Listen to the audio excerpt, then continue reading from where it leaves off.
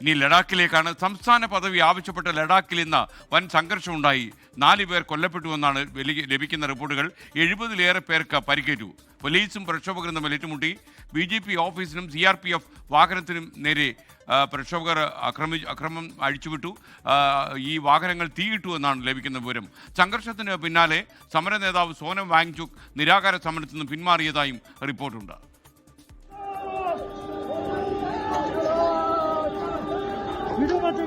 കേന്ദ്രഭരണ പ്രദേശമായ ലഡാക്കിന് സംസ്ഥാന പദവി നൽകണമെന്നാവശ്യപ്പെട്ടായിരുന്നു പ്രതിഷേധം. പ്രധാന നഗരമായ ലേയിൽ പ്രക്ഷോഭകർ തെരുവിലിറങ്ങി. പോലീസുമായി ഏറ്റുമുട്ടി. കല്ലേറുണ്ടായി. പ്രക്ഷോഭകർക്കു നേരെ പോലീസ് ലാത്തിചാർജും കണ്ണീർവാതകവും പ്രയോഗിച്ചു. CRPFന്റെ വാഹനത്തിനും BJP ഓഫീസിനും പ്രക്ഷോഭകർ തീയിട്ടു.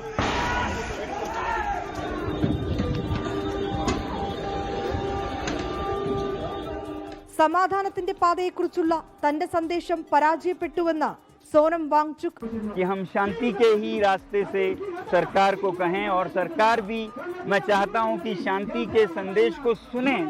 जब वो शांति को अनसुनी कर दें, 1 बार अनशन, 2 बार अनशन, 5 बार तक अनशन करे कोई, ले से दिल्ली तक पैदल चले आए शांति से.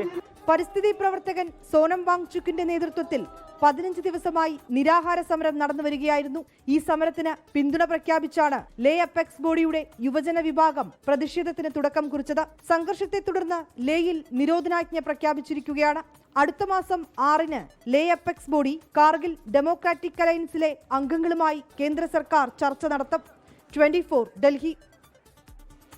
ലോകത്തെവിടെയായാലും ഏത് സമയത്തും 24 വാർത്തകളും ഓഗ്മെന്റഡ് റിയാലിറ്റി പാക്കേജുകളും എക്സ്പ്ലെയിനറുകളും വിശദമായി കാണാൻ ഞങ്ങളുടെ YouTube ചാനൽ നിങ്ങൾക്ക് സബ്സ്ക്രൈബ് ചെയ്യാം.